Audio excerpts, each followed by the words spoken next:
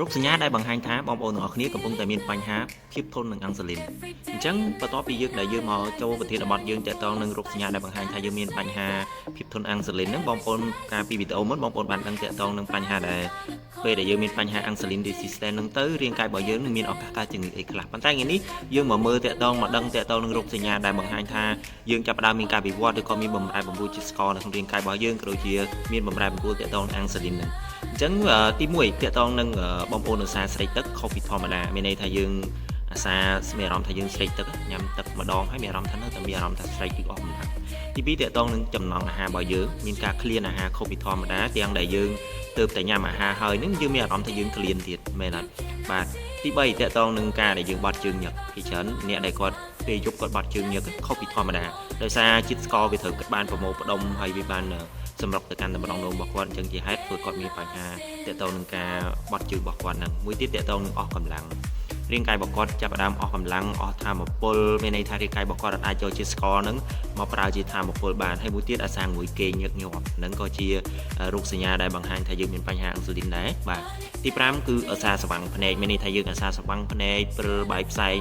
អីហ្នឹងបាទទី6គឺសំខាន់មែនតើអានេះតកតងនឹងកត្តាតកតងនឹងស្បែករបស់យើង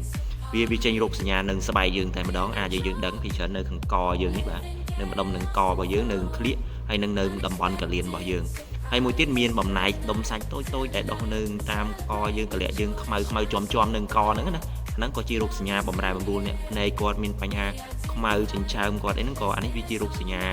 ខ្លះដែលបង្ហាញថាយើងចាប់ផ្ដើមមានបំរែបំរួលអាំងសាលីនរាងកាយរបស់យើងហើយបាទទី7តកតងនឹងកម្រិតខ្លាញ់អាក្រក់មានការកើនឡើងខ្ពស់មែនទែនតកតងនឹង triglyceride របស់យើងហើយ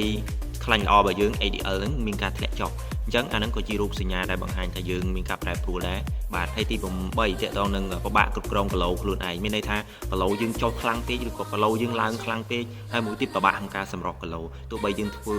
របបអាហារក៏ដោយក៏នៅតែពិបាកក្នុងការ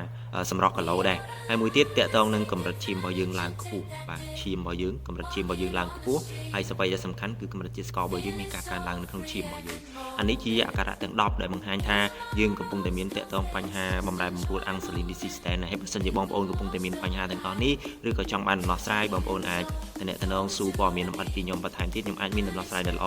ជូនបងប្អូនបានក្នុងពេលឱកាសពេលដែលបងប្អូនកំពុងតែមានបញ្ហាទាំងអស់នេះអរគុណ